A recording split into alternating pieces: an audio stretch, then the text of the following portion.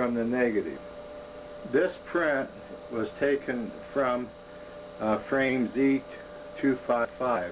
The original negative was destroyed and reshot. This, I believe, will show proof of this. Notice the clarity of the shot. Alin had focused his camera on the occupants inside the presidential limousine. Notice the clarity of President Kennedy. You can see his mouth just below the visor. I'm sorry, the rear view mirror. And notice the clarity of Connolly turning around to look at the president. And also you can see Greer turning around more clearer at this point. I think the key point is you can see the stem very clearly in this area, and you can see the rear view mirror, which was blurred. You can also see Roy Kellerman beginning to turn around at this point or reach for the microphone in front of him. Let's again direct our attention back to the person on the front steps. I believe this person was Lee Harvey Oswald, and what was done at this point was the previous frame that was sent up on the wire was reshot, and in other words, another negative was shot from this print, and then the limousine, the occupants of the limousine were blurred, and then the photograph, you couldn't tell if that was Oswald or not. I don't believe that they knew Oswald was in on the front steps at that time. I do believe what they were trying to hide was what we were going to look at this point here. If you notice right here where the bullet hole is, somebody had placed a diagonal mark at that point. Now this is on the print of the original negative before it went out across the wire. So what I believe is when at the press conference, when Malcolm Perry and Malcolm Kilduff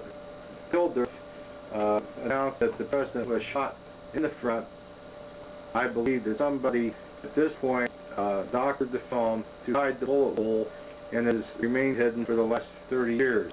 Again, getting back to Oswald, let's take a closer look at Oswald at this point and see whether the person is Oswald or Billy Nolan Loving. Let's talk about the individual on the front steps of the school book depository. I believe this person to be Lee Harvey Oswald. One thing is clear: the facial appearance of both Billy Nolan Lovelady and Oswald are extremely similar. The only way that one could prove that Oswald is on the front steps, because the original Alin photo was tampered with, is I believe by comparing the shirts of Oswald and Lovelady. But before doing that, what I would like to do is point out a couple of issues. Notice the strong facial expression of Oswald at this point. I think this is significant. It is different than the other people in the crowd. Also, notice along the side of the building here where he is standing, you can see the edge of his shirt where the buttons are. When Oswald was arrested in the police station, the top, in other words, Oswald's shirt had 5 buttons. The top button of Oswald's short shirt remains intact, although it can't be seen in this photo. It is under his collar and can't be seen. Where there are 2 buttons missing below the top collar button. Again, they should be seen in this photo, but are not. Notice that a black man in front of Oswald standing on the front steps blocks the view of his 4th and 5th button. So what we have to do is compare Lovelady's and Oswald's shirts to see if the person in the photograph is either Billy Nolan Lovelady or Oswald. Before comparing Lovelady's and Oswald's shirt, I want to bring your attention to this important document. This document is the Harris-Lopez document. And what is interesting about this, the 3rd paragraph.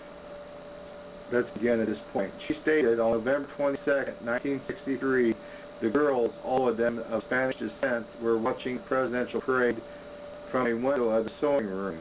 Now, if you recall, when I showed the Algin's photo at Z255 at Dow Tech building, I pointed out there were 3 young girls looking out the 2nd floor of the building.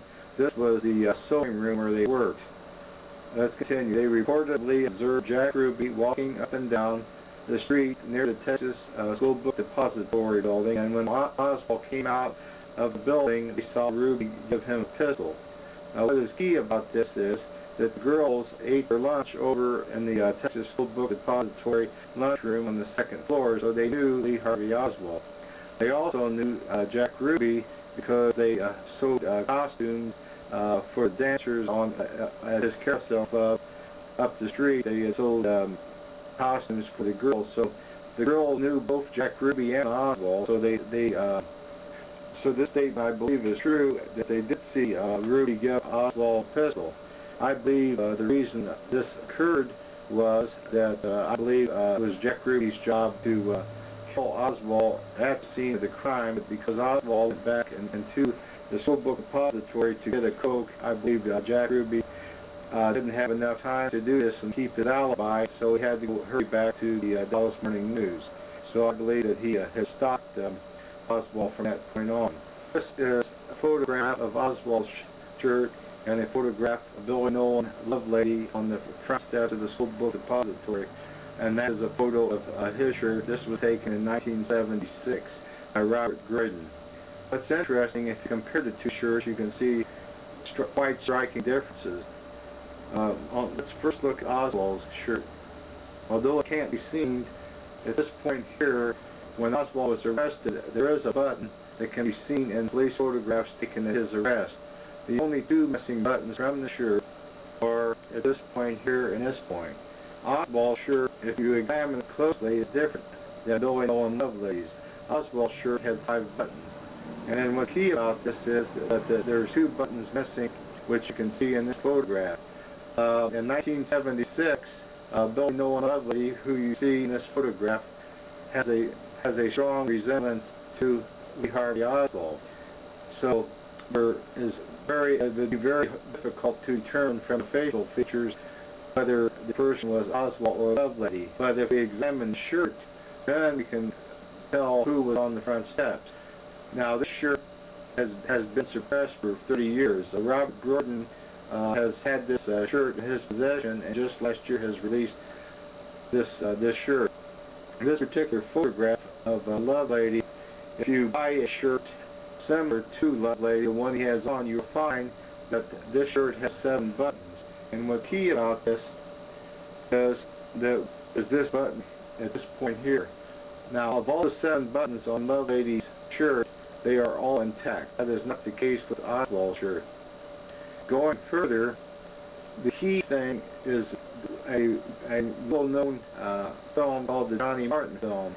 And what we're looking at is a cropped frame of the Johnny Martin film, and this portion of the film was taken about a minute and a half after the assassination of President Kennedy. Now, what is key about this, it shows Billy Nolan Lovelady on the far right side of the front steps, or near the Houston Street road. So he's not where he would be seen in the Alin's photo.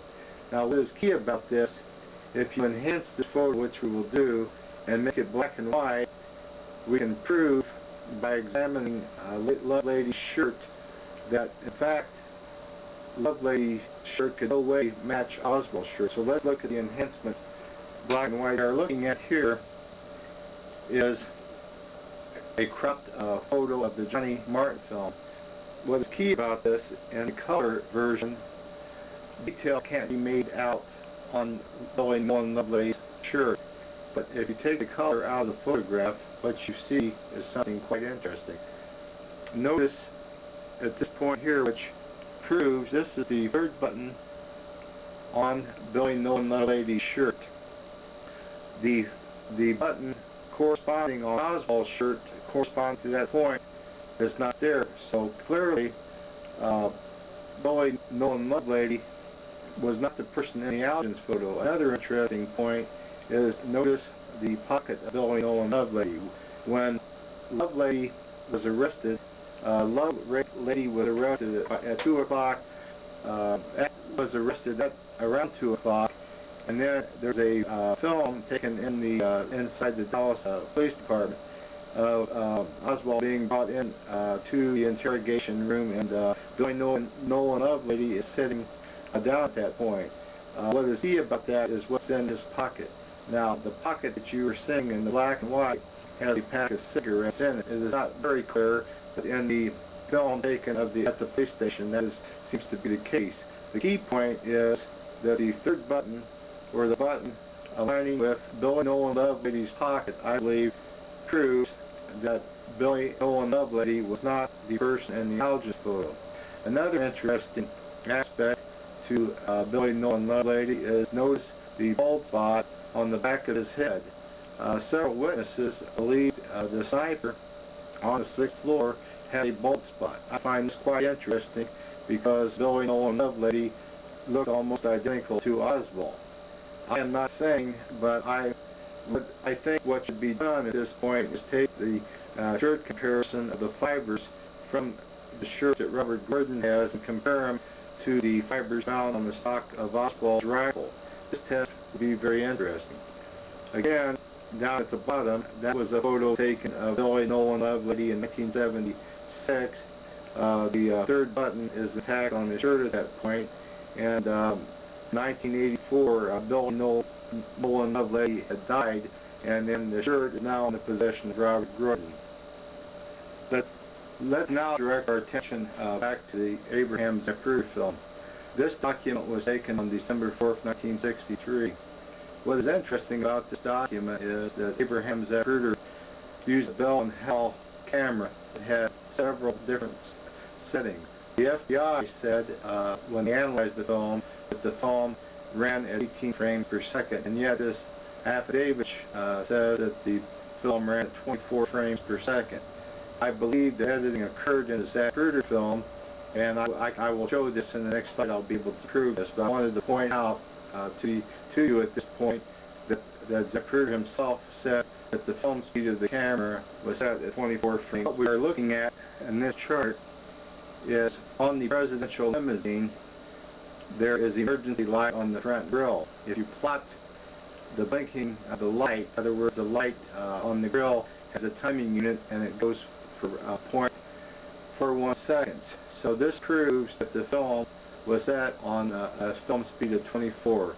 If we look from frame 136 down to 144, we can see that the emergency light on the left blinked 10 consecutive frames. This would not be the case if the film speed was set at 18. The blinking lights would be approximately 8 lights, and we're seeing 10 here. So this proves that editing was done to the Zapruder film, which I believe died of the assassination. I believe the film was flown to Washington, D.C., and was altered at that point to hide certain movements, especially movements of Roy Kellerman and William Greer. I believe the time allowed was not sufficient for this to be accomplished, although the film, unless you look at the light sequence, it is almost impossible to tell where there was editing. So let's continue with this one. What I'd like to do is show you the Abraham Zapruder film.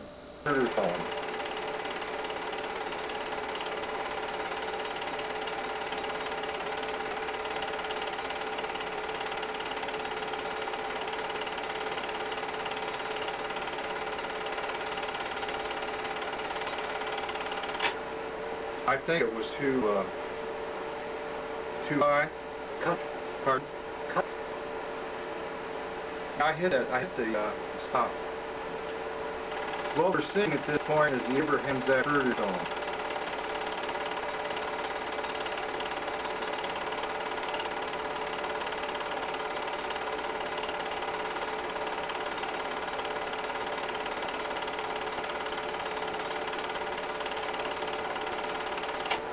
This is the Abraham Zapruder film. Notice the two front motorcycles. The limousine will pop into view. Notice the movements of Roy Kellerman and Agent Greer.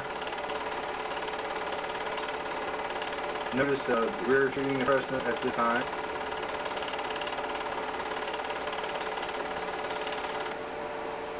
After discussing the issue of Lovelady, after discussing the issue of Lovelady not being on the front steps of the school book depository, let's now discuss the Abraham Zapruder film. This affidavit was taken from Abraham Zapruder on December 4th, 1963.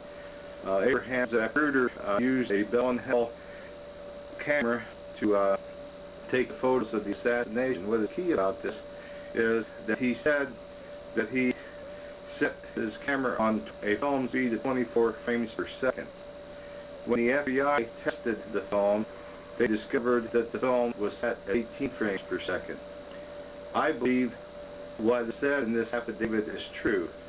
And in the next training, I will be able, after discussing the issue of Lovelady not being on the front steps of the school book depository, let's move on and discuss the Abraham Zapruder film. This affidavit, taken on December 4th, 1963, from Abraham Zapruder, stated that he had used a Bell & Howell camera to take film footage of the assassination. What is key about this document is that he said that he set the frame setting on 24 frames. The camera had several different frame settings. What is important is when the FBI took Zapruder's film later and tested it, they determined the film speed of the Zapruder film to be 18 frames per second. What I would like to do at this point is demonstrate that the 24 frames per second is correct and the 18 frames per second is wrong. What I'm saying. On the presidential limousine, on the front grille, there were emergency lights, and what we are seeing here is from frame 133 to frame 238, the lights on the presidential limousine blink back and forth. The emergency lights had a setting of each light had a setting of 0.41 seconds. So this is proof that Zapruder had set his camera at 24 frame speed and not an 18. To prove this, let's look at frame 136 to frame 144. What we are seeing at this point is there was a continuous blink of 10 frames. So if the setting was 24, which Zapruder said, this would be correct. If the setting was 18 frames per second, as the FBI determined after using Zapruder's camera, there would be only approximately 8 blinks. So what you're seeing is the lights, in other words, the lights here represent the left side of the emergency lights. The lights on the other side of the limousine represent the right side. So this diagram proves that the Zapruder film was altered.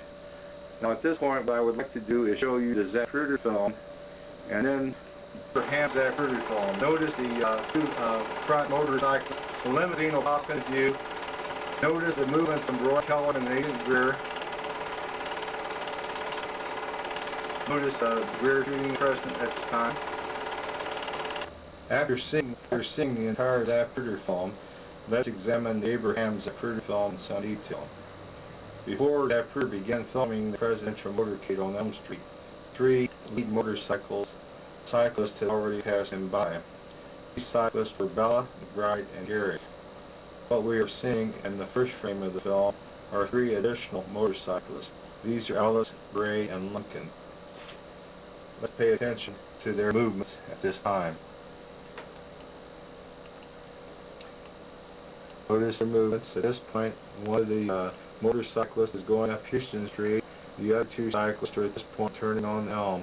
This cyclist continues to go up Houston Street, and at the spice between frames 132 and 133, he and 2 other motorcyclists passed by Zapruder along with Chief Curry's car. Let's continue. Notice this cyclist. Notice Zapruder panning back and forth between the cyclists as they turn onto Elm Street. Let's go back for a second and look at one key thing. At this point here, what I believe this to be is a register mark. This register mark, I believe, is used to register film, and as I said, the Zapruder film, I believe, was taken to the National Photographic Interpretation Center in Washington, D.C. the night of the assassination and edited. I believe this mark is used for that purpose. Let's continue. Let's continue just by watching the motorcyclist going down Elm Street. Zapruder just hands back and forth at this point. I want to draw your attention at this point. Notice the occupants in this area. What will happen in just a few seconds is all the occupants taking photographs on Houston Street will run with the cameras into this area. When a limousine pops into view in frame 133, we'll see the photographers in this area. But at this point, the space is practically vacant. I'll continue. Notice the motorcyclist. Notice Zapruder panning back and forth. Now at this point here, this is frame 132. This frame is the last frame taken of the motorcyclist, and the very next frame is the limousine popped into view. What I believe is occurring at this time is that editing was done to knock out so you wouldn't be able to see cheap curves, blinking lights on the car. It would be very evident by the blinking lights on his car that the film was edited. I believe this is why frame 132 to 133 was spliced. Also, let's direct our attention here, and what we're looking at is Philip Willis. Philip Willis takes a photograph at 139 and 189. Let's continue.